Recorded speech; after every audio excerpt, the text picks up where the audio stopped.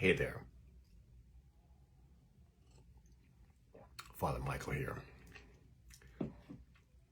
When I took super early retirement 6 years ago, I was in a precarious place in my life. I was new in my recovery from drug abuse. I was trying to rebuild the ministry that I had nearly lost. I was still reeling from an ugly divorce from someone that I had been 100% wrong to put my trust in. And I was trying to just stay busy enough not to lose my mind because retirement sounds great, but when you're used to doing a million things and then suddenly you got nothing or nearly nothing, it's a struggle. And so I needed to kind of renovate my life. At first, I did nothing. I celebrated the fact that I didn't have to work. Ha ha ha. And so there it was, But after a while, there's just so much renovating of, of the condo that somebody can do. And I realized that I needed to be busier doing things that mattered. So I got certified to do SMART recovery meetings. It's the science-based approach that doesn't require any kind of religious conversion experience like some other programs. And I also started volunteering at a local halfway house and doing ministry in some unexpected ways. And so I went rather quickly from having way too much time to having no time, no free time at all. And I knew very well in the back of my mind that, this is not a good place to be either, because when I'm overwhelmed or stressed, relapse starts to look like a viable option for dealing with life. My life, busy as it was doing good things, then became plagued, I would say, with a deep sense of restlessness and discontent. Yes, I was doing good things, but was I doing the right things?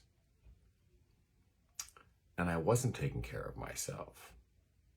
Yes, I was trying to serve God's larger purposes, but there was very little joy in it because I wasn't giving myself the same nurture and compassion and love that I was trying to give other people. And then came COVID and the lockdown. And as much as that was a struggle, there were some positive outcomes from all of that. By the time the lockdown happened, I was also working part-time in a local treatment facility every day of the week. But now I am not permitted to see clients in person, and I'm doing telehealth for 14 months with no face-to-face anything with anybody. Telehell, as I came to call it. Yes, the upside was I got to work in boxers and socks with just a dress shirt, because that's all that shows is your shirt. But the isolation factor was real.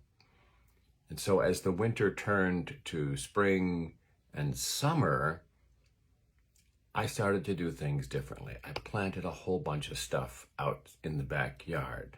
I started having my morning hookah and coffee outdoors so I could hear the birds sing and watch them, awaken and wash themselves in my bird bath and observe the sparkling dew on the lawn and all of that, as the sun came up.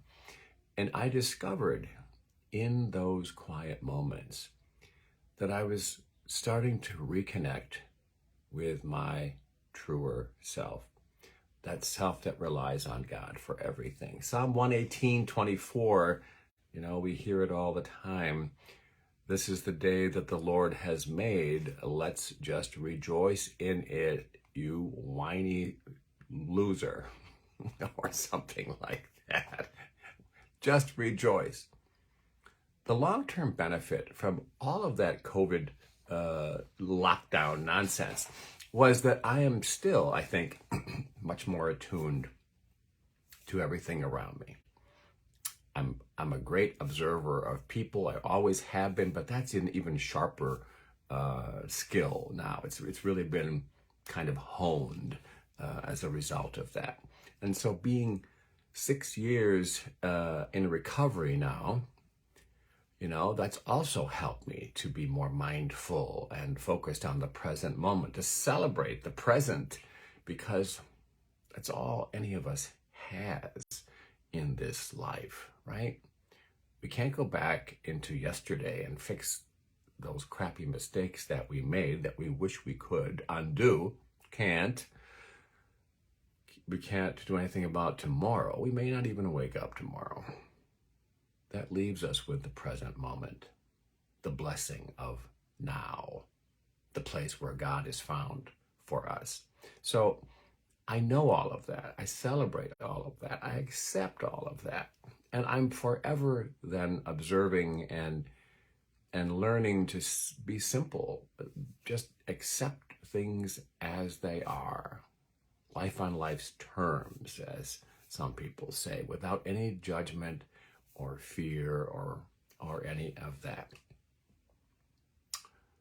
That being said, a couple days ago, I had my perspective challenged. So I'm leaving the Big Lots store where I pop in almost every week. And it's a hot, sunny afternoon. There's a big, rusty pickup truck, a Silverado, I think, parked next to me in the parking lot. And I'm leaving the store with my treasures. And as I'm walking to my car, I look at this bumper sticker on the back of this Silverado. And it catches my eye. And it literally, catches me mid-stride. And I stop dead in my tracks. And I just stare at the bumper sticker. Because there in large iridescent letters, it says, porn for fish. What? Wait. What? Huh? I'm completely kerfuzzled, and I'm just standing there like, what? Well, and while I'm standing there in kerfuzzlement, the owner of the truck, probably a guy in his 50s, comes up behind me because it's his vehicle, right? And so he's got his treasures, and he sees me standing there behind his truck, staring at this bumper sticker. And he chuckles to himself, and he says to me, like I was just saying to the wife, when you know, you know, if you know what I mean. Now, I clearly do not know what he means, and I'm mystified even more. I cannot even put anything in my head that makes rational sense of this. So I just continue to stand there like frozen, like a mannequin. And now I'm looking at him probably with a dumbfounded look. Probably my mouth is hanging open and I can't even respond to him. And he says, "Are you into fishing yourself?" I'm like,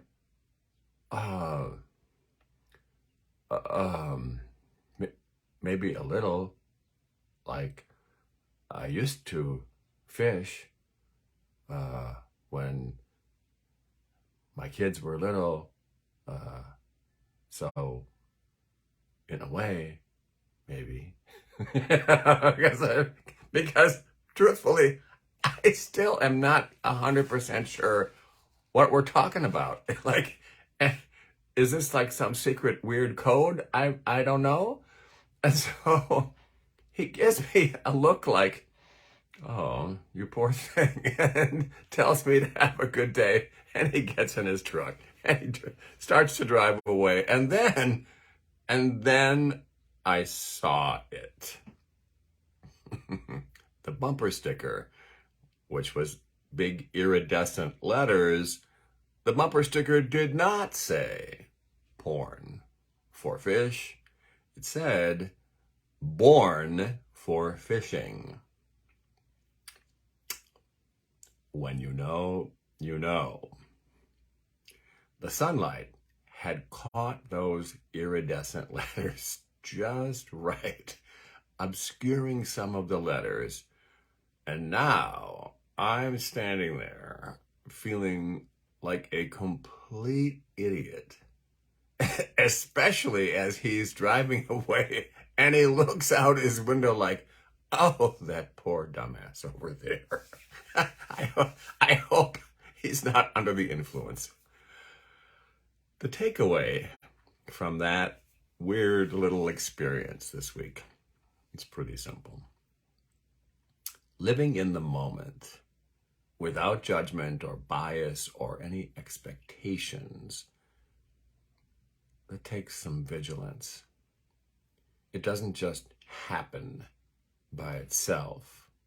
It doesn't just happen because we want it to happen. We see events and people and circumstances in this life through a very complex series of lenses based on our own prior experiences and what we expect to see there. And some of those lenses that we view the world through, some of them are apparent to us and some of them are not. Some of them are not. Often we perceive exactly what we are expecting to see. And we are completely thrown off our game when something inexplicable presents itself to us. The trick, I think, is to be mindful in all circumstances, to realize that God is always manifesting God's self to us in 1,000 ways, all throughout our day. And that despite those biases and expectations that we hold, there are always reminders that life is more than what we thought it was. I also came away realizing that, those things that we send, that we perceive, that we see, things are not always what they seem to be. And that, in fact, the truth might be a whole lot simpler than what we are making it out to be. And as for those people who mistakenly wonder if fish have pornography, well, this is why we have therapists, to help us, help those people figure it out. Pray with me.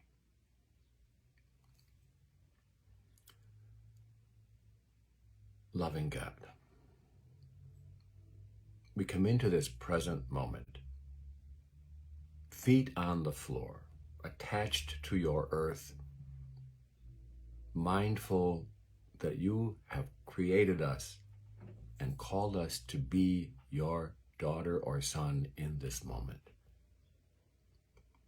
Help us to be open to whatever life wants to teach us today. But help us also be mindful of the various lenses through which we experience this life.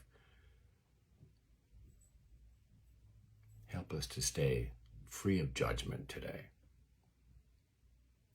to assume the best about the people whose paths we cross today, to realize that life is not always what it appears to be, and that it is generally a lot simpler than we like to make it. for all the blessings, all the challenges, all of the inexplicable encounters that we have in this life. We thank you. Amen. And now may the God of peace beyond our understanding, be with you and those you love today and always. God bless you.